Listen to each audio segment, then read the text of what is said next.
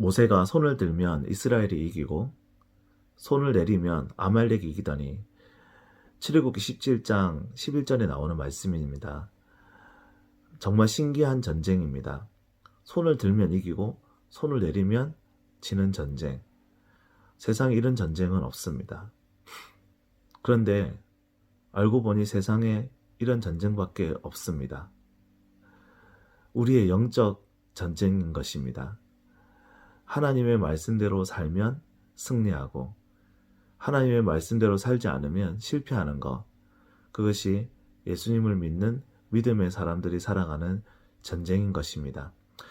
저는 수도 없이 많은 실패와 패배를 맛보았습니다. 그것은 모세가 피곤해서 손을 내렸던 것처럼 하나님의 말씀대로 살지 못하고 내 생각과 내 뜻과 내 경험에 의지해서 세상의 상식에 따라서 내 삶을 살아가려고 했을 때 여지없이 무너졌던 저의 모습들을 발견했습니다. 저는 오늘 말씀을 통해서 몇 가지 깨달은 것이 있는데요. 그 중에 손을 높이 들고 있어야 된다는 것입니다.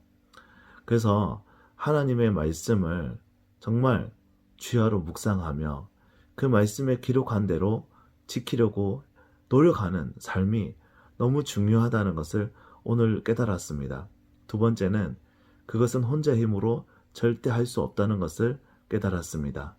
아론과 훌이 그 양쪽 손을 붙들고 그 팔이 내려오지 않게 했던 것처럼 하나님의 말씀대로 살아가고 하나님의 자녀로서 살아가기 위해서는 주변에 돕는 사람이 꼭 필요하다는 것을 알게 되었습니다.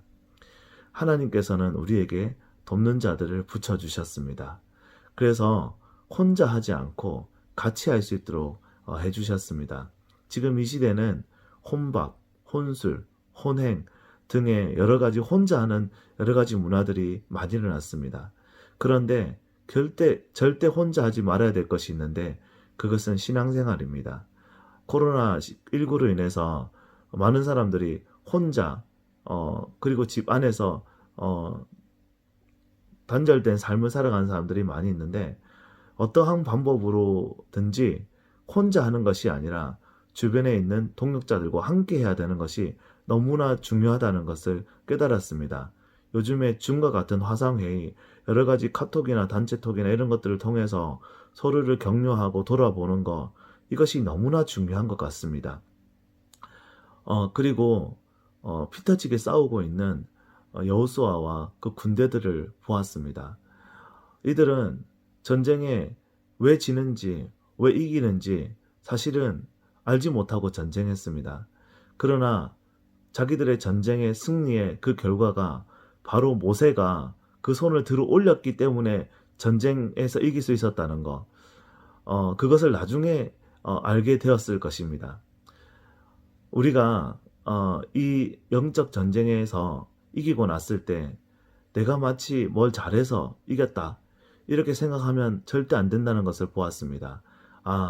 내가 오늘 또 승리할 수 있었던 것은 나를 위하여 손을 들고 나를 위해서 그 손을 붙들고 있는 누군가의 중보, 누군가의 기도가 있었구나 라는 것을 오늘 이 말씀을 통하여 다시 한번 깨달았습니다. 오늘도 손을 들고 계시는 분, 그 손을 붙들고 계시는 분, 치열하게 죽기 살기로 싸우고 있는 분, 그 누구에게도 하나님의 사랑이 함께 하시기를 간절히 기도드립니다.